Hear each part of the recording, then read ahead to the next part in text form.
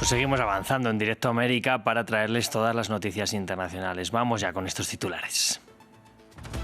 El presidente de Estados Unidos, Donald Trump, informó en una entrevista en la cadena Fox News que la policía habría capturado al sospechoso de asesinato del activista ultraconservador Charlie Kirk. Sin aportar datos de la identidad del detenido, ha informado que un conocido lo habría entregado a las autoridades. Y la condena a 27 años y 3 meses de cárcel al expresidente Jair Bolsonaro en Brasil generó fuertes reacciones dentro y fuera del país. Desde Estados Unidos, el secretario de Estado Marco Rubio advirtió que responderán a la condena y el gobierno brasileño dice que no le intimidan las amenazas. Rusia y Belarus han comenzado ya en territorio de este último país sus maniobras militares Zapad, que organizan cada 4 años. En reacción, Polonia ha cerrado y militarizado su frontera con Belarus con preocupación tras la incursión de drones rusos sobre su territorio. Comenzamos. Bueno, vamos a hablar de salud esta semana. Dedicamos nuestro espacio a hablar de salud mental y en particular de la prevención del suicidio que se conmemora cada 10 de septiembre. Pero esto va a ser después de las noticias, así que vamos ya con ellas.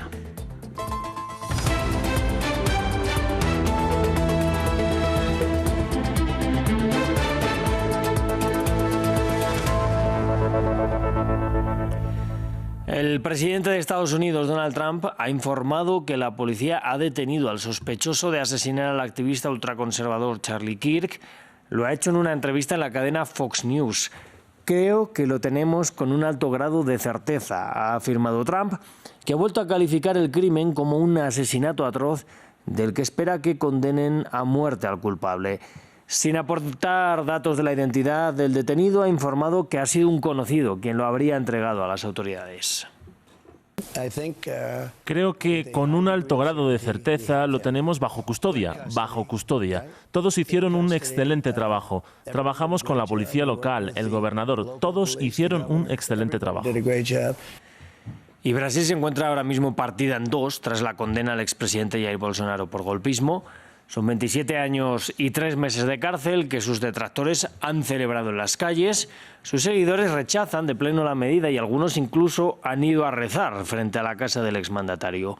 Su defensa dice que va a apelar la sentencia incluso en instancias internacionales. Desde Estados Unidos, Marco Rubio ha advertido de consecuencias para Brasil. Una amenaza que el gobierno ha dicho que no les va a intimidar. Nos lo cuenta Diego Bazzani. Jair Bolsonaro fue condenado por intentar dar un golpe de Estado. La Corte Suprema de Brasil dictaminó que el expresidente de extrema derecha violó la Constitución e intentó permanecer en el poder más allá de su periodo. Fijó la pena para el acusado Jair Mesías Bolsonaro en 27 años y 3 meses, que consisten en 24 años y 9 meses en régimen de prisión cerrada y 2 años y 6 meses en régimen semiabierto. 4 de los 5 jueces que revisaron el caso votaron a favor de declarar culpables al ex jefe de Estado y a otros 7 imputados, entre los que se encuentran antiguos miembros de las Fuerzas Armadas. A su vez, el juez Alexandre de Moraes aseveró que los delitos que fueron encontrados no deberían ser amnistiables.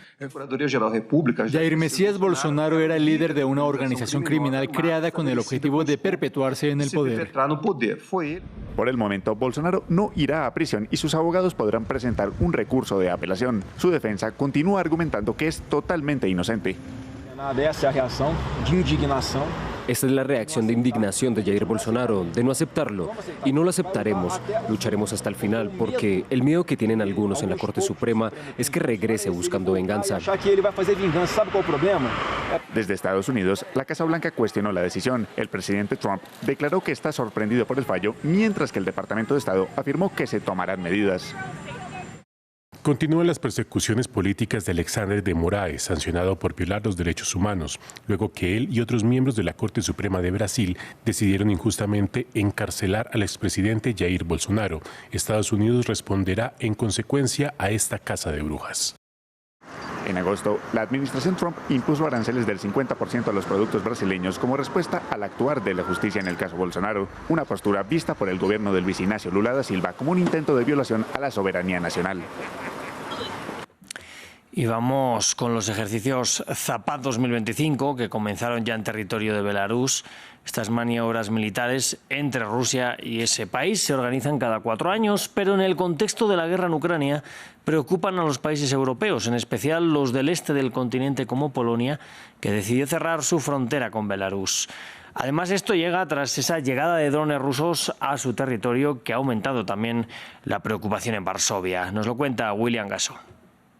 Vehículos blindados y helicópteros en una nueva demostración de fuerza por parte de Moscú. Estas maniobras forman parte de los ejercicios militares conjuntos entre Rusia y Belarus, llamados Zapad 2025. Preocupan a los países europeos, en especial en medio del conflicto en Ucrania y la reciente incursión de drones rusos en el cielo polaco. Según las autoridades polacas, las verdaderas intenciones rusas no dejan dudas. Los ejercicios Zapad simulan una guerra de agresión contra su país. Polonia ordenó el cierre total de su frontera con Belarus hasta que terminen los ejercicios. Hoy a medianoche hemos cerrado el tráfico en la frontera entre Polonia y Belarus. Esto se debe a las maniobras Zapad, que ya están en marcha. Estas maniobras están dirigidas directamente contra Polonia y la Unión Europea. En ellas se practican escenarios de guerra agresiva contra nuestro país. Por su parte, el Kremlin insiste en que estos ejercicios militares solo tienen una perspectiva defensiva y estima que la inquietud de los países europeos no está justificada.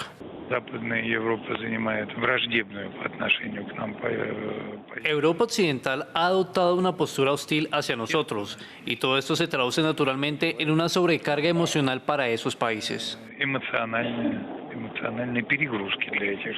Los ejercicios Zapad se extenderán hasta el próximo martes. Rusia indicó que se desarrollarán en el territorio ruso, en Belarus, en el mar Báltico y en el mar de Barents.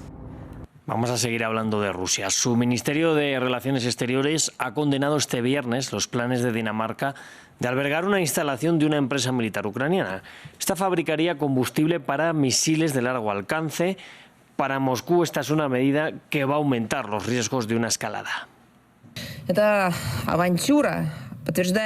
Esta apuesta confirma la línea militarista hostil de Copenhague, cuyo objetivo es socavar los esfuerzos para resolver la crisis en Ucrania por medios políticos y diplomáticos.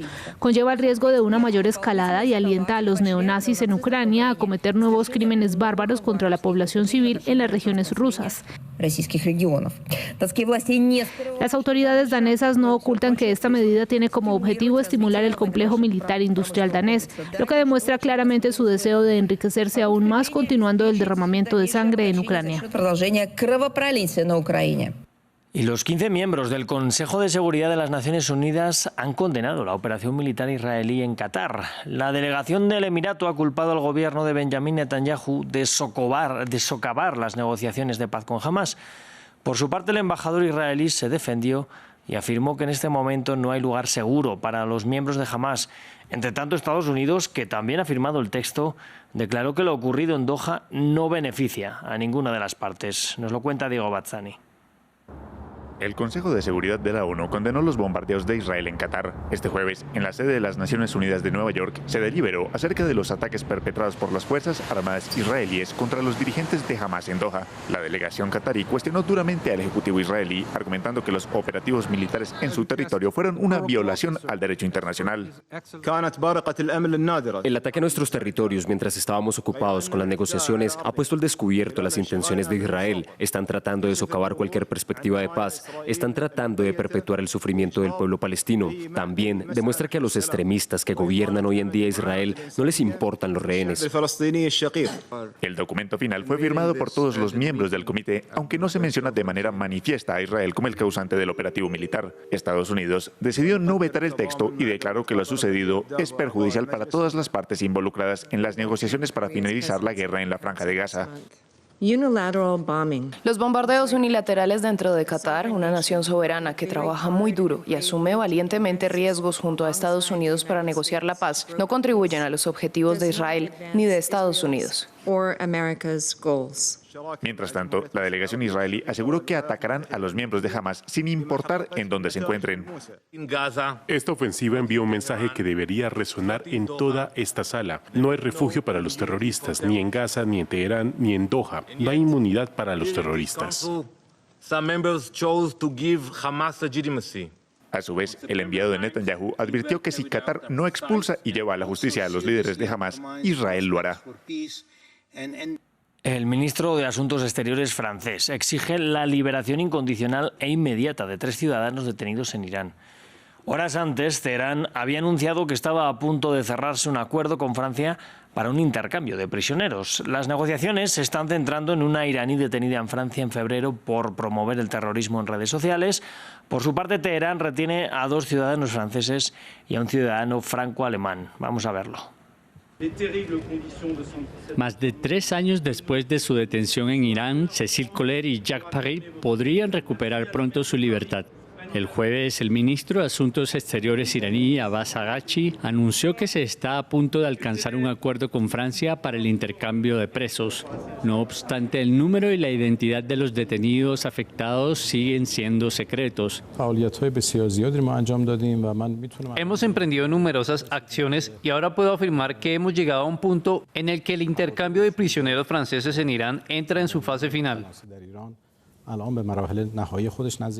Cécile Collère y Jacques Paré fueron detenidos el 7 de mayo de 2022 en Irán. Teherán los acusa de espionaje a favor de Israel, algo que París refuta ya que considera que están retenidos como rehenes de Estado. Los 2 franceses se encontraban en la prisión de Evin cuando esta fue bombardeada por Israel a finales de junio. Desde entonces, sus familias han descrito la situación como cada vez más desesperada. En total, una veintena de europeos se encuentran actualmente detenidos en Irán. Entre ellos se encuentra Lennart Monterlos, un franco-alemán de 19 años detenido en junio durante un viaje en bicicleta por Irán. Se desconoce si se verá afectado por el intercambio de prisioneros. Al ser interrogado este viernes por la mañana sobre el acuerdo, el ministro francés de Asuntos Exteriores se mostró discreto. Francia exige constantemente la liberación inmediata e incondicional de nuestros ciudadanos en Irán y no haré ningún comentario sobre las declaraciones del ministro iraní. A cambio de los ciudadanos franceses, Irán exigirá la liberación y el regreso a su territorio de Madieg Esfandari, una iraní detenida en Lyon en febrero por promocionar el terrorismo en las redes sociales. Pues la calma va volviendo poco a poco a Nepal después de que un estallido juvenil contra el gobierno y la corrupción en el país haya dejado al menos 51 muertos. Familiares de las víctimas lloran ahora a sus muertos mientras aún hay más de 30 cuerpos sin identificar. Políticamente el país se encuentra todavía en un limbo después de la dimisión del primer ministro KP Sharma Oli a consecuencia de la revuelta. Y unos 300 trabajadores surcoreanos regresaron a su país este viernes tras ser detenidos en una importante redada de inmigración en Estados Unidos. El caso levantó gran polémica debido a que el Ministerio de Exteriores surcoreano calificó de incorrecta la detención de trabajadores en Georgia y en Georgia. Y la medida ha llevado a que desde Seúl se estudie crear una nueva categoría de visa después de una reunión entre el secretario de Estado estadounidense, Marco Rubio, y su homólogo surcoreano, Cho Yoon.